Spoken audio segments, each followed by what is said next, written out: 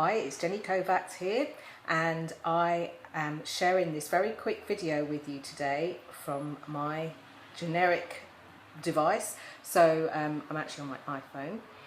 So if you can see a little shake or wobble of the camera, that's the reason why.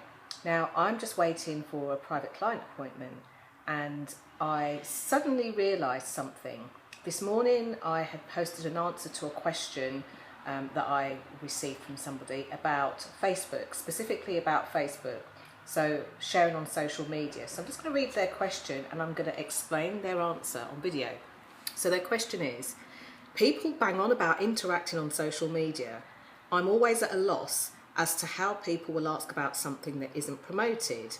And in brackets they said that's a general Facebook conundrum of theirs and not a specific to any one particular group.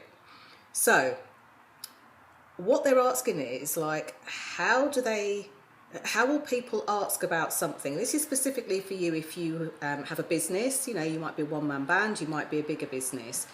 If you're posting in your Facebook groups that you belong to, how on earth do people know to ask you about the thing you do when you're not just promoting it? Well, the first thing that I have to say is obviously Facebook do provide a platform for you to promote your goods and your services on, sponsored ads, you know. So there is a reason why Facebook has done this, and they are a business too. But here's the way to be really interactive when you're on Facebook and you're, you know, just wanting to let people know about what you do without kind of pushing it in their face. So the first thing to remember is that when you're on Facebook and you're interacting quite naturally, you are showing your kind of like a truer side to yourself. Okay, so you're showing a truer side to yourself, and people are able to get to know a little bit about you. You know that expression, people buy from who they know, like and trust? Well, at that stage, there are lots of people that are getting to see you and experience you for the first time. They're getting a real glimpse of a very real person. So that's the first thing to remember. Now, what this does is it draws them to do a couple of different things. The first thing, it draws them to interact with you even more. So when somebody is posting something, let's say that you're a butcher and somebody says, oh, you know, I've just had a really nice steak.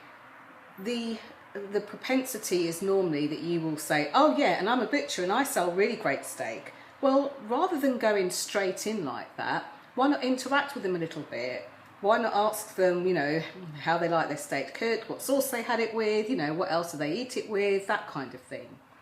And once you start interacting, not only are you showing yourself to that particular person, but you're also specifically showing a little bit of your essence, if you like, to the other people in the group who may just be watching the conversation or contributing towards the conversation.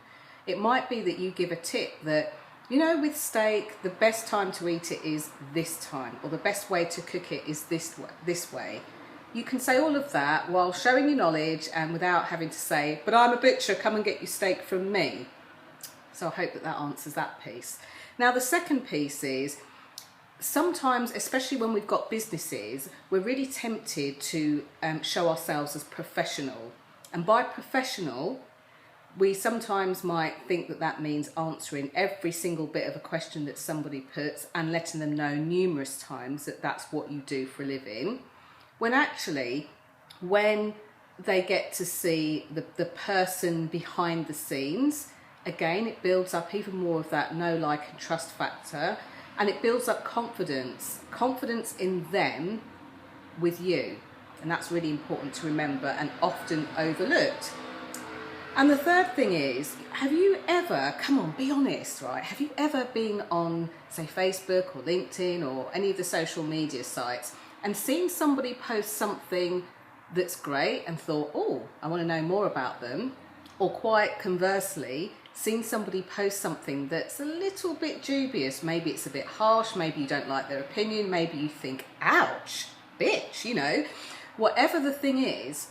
Now, let's be honest, when you've seen that happen, how many times have you been then tempted to go, oh, I didn't like what they said then, I didn't like how they were, and then go and check out their profile, find out more about them, look at their website and think, Whether you do that with good reason or other reason, it's still a way that you interact, you engage as yourself, showing yourself, building up that know, like and trust factor, and getting people more interested in what you do and who you are and what you do for people.